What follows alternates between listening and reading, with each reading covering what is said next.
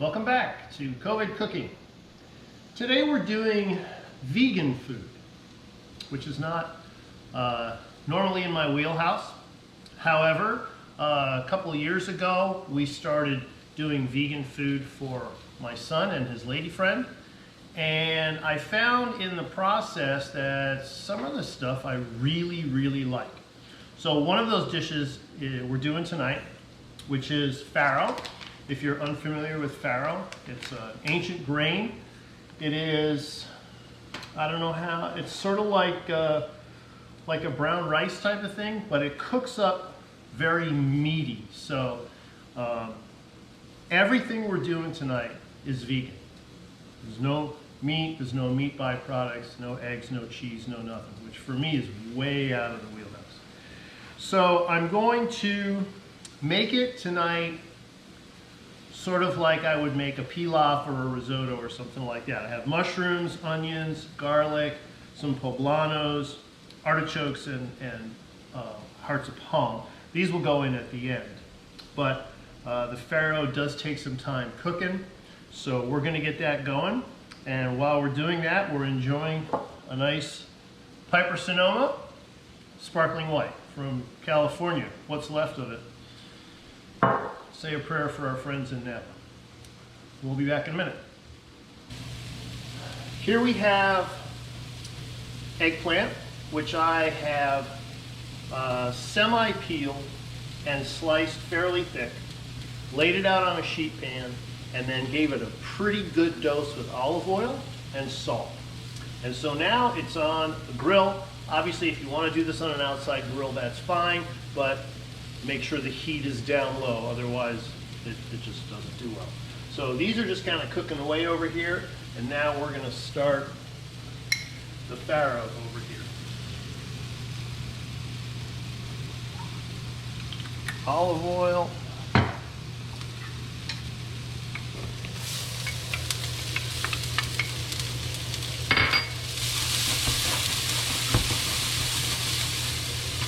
Because this pan's hot, we're not going to leave those in there very long without some help, otherwise the pan's too hot and they'll burn.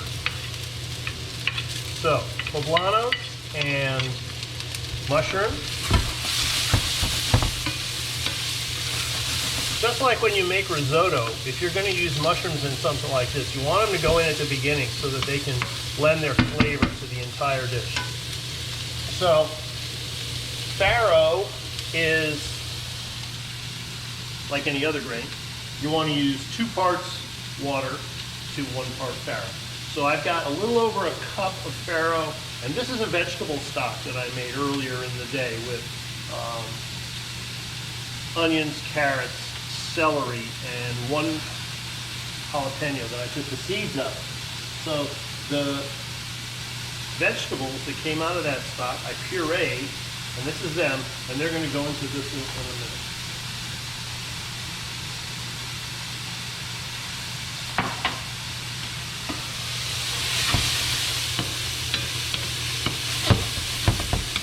The way I normally make this farro dish is as a salad.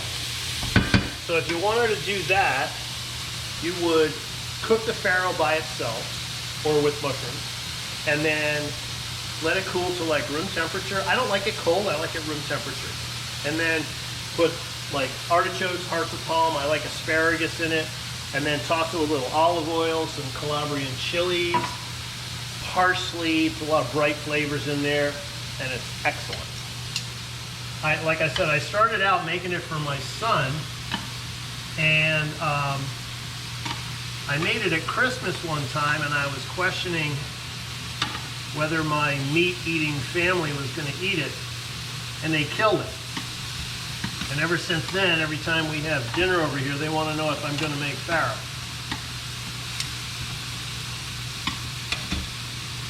Eggplant's coming along.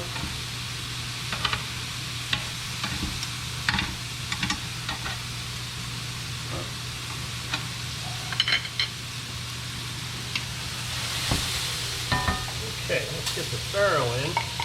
Just like with rice, you want to saute it up a little bit brown it, not brown it too much, but saute a little bit, get the flavors out, get it cooking a little bit, and coat it with oil so that it doesn't absorb the liquid too quickly.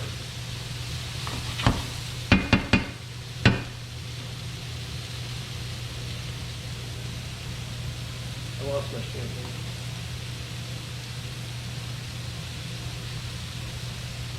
There it is.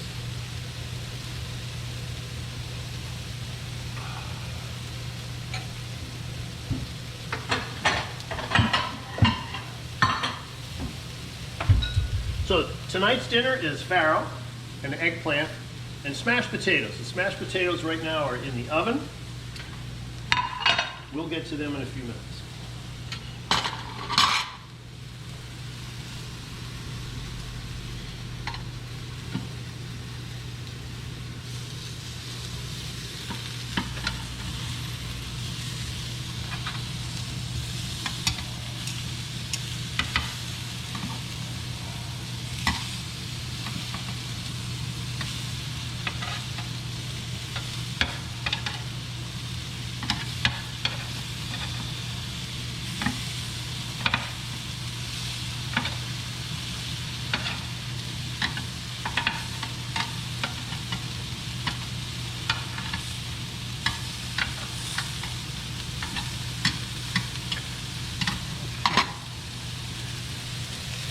Now, this is not risotto, so you don't have to put the liquid in a little bit at a time. You can put it in all at once.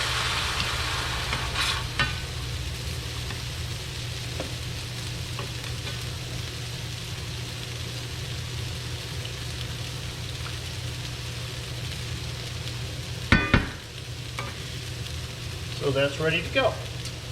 So we'll be back when all this stuff's on the plates.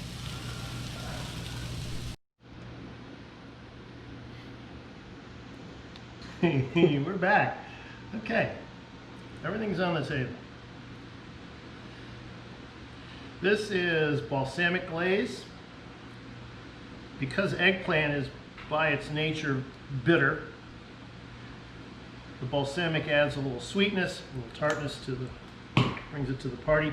These are smashed potatoes. Started them in a cast iron skillet over fairly low heat.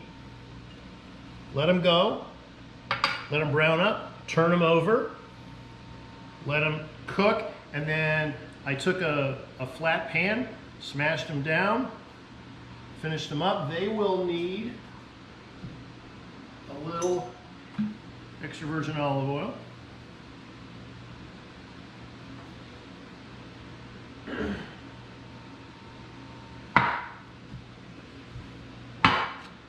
And this is the farro. So I put a bunch of mushrooms in at the beginning with the farro, excuse me, and then I put in a bunch more at the end. It gives us two completely different flavor profiles from the mushrooms and the farro. So here we have dinner, completely vegan.